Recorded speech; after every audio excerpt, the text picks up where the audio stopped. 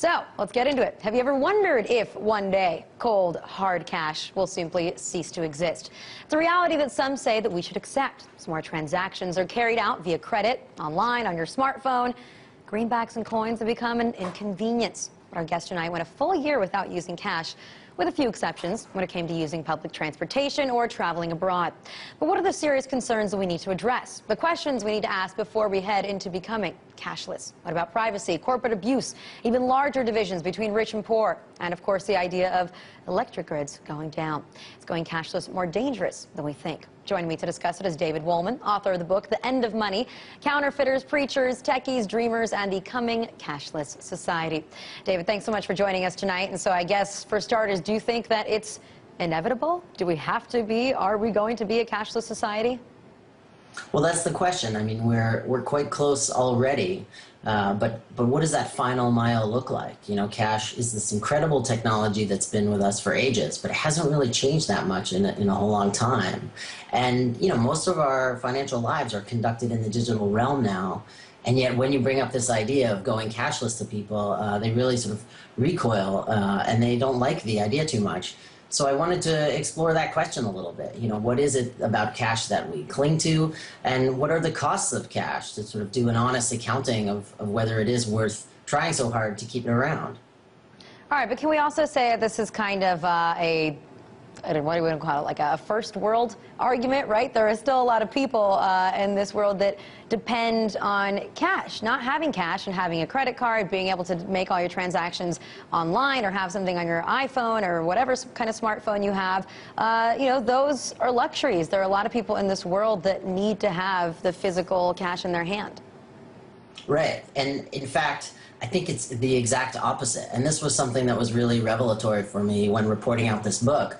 But the reality is that cash is most punitive for the poor.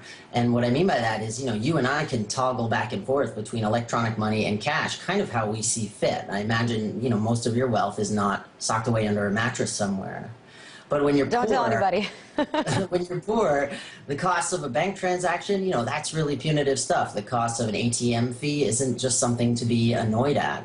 And when your money is actually just in physical form, you know, it's subject to theft or destruction in a fire.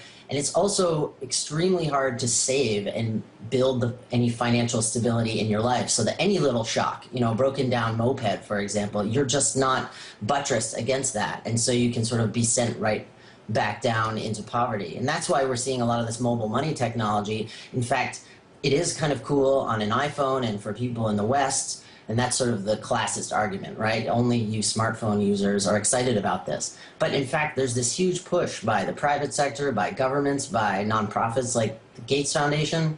They're trying to encourage these technologies for using your mobile phone as a way to send money back and forth, or as a way to access banking. You know, not because it's gimmicky, but it's actually a life-saving tool. All right, but so then let's talk about some of the other concerns that it might bring up, right? The issue of privacy, if all of your transactions could be monitored all the time. The issue that then, I mean, if we just look at the way the banks function these days, every time that you threaten them with a new a new regulation, they immediately start to enact new fees to try to make up for it and earn more money. And then if everything is online, what happens if all that crashes one day and then we have nothing to fall back on? I actually think that last one is the best defense of cash at present. You know, I live out on the West Coast. We have our emergency preparedness kit for earthquakes, and, you know, the American Red Cross says you should have some small denomination banknotes in your kit there. But, you know, I wonder if 30 years from now, couldn't we all just sort of have Red Cross dollars stored in that kit in case the electricity grid is off for weeks and weeks, and that's what we transact in? Because the reality is we've mostly said yes to the digital money proposition already.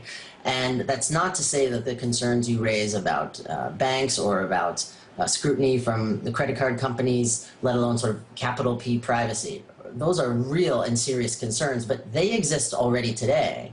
And what's peculiar about the cash question, and actually showcases just how much we love this stuff, is that we seem to only really get most upset about these issues when we suggest, well, maybe cash is done. And people say, no, well, cash is an anonymous way to transact, and I don't want the banks or the government to know what I'm doing.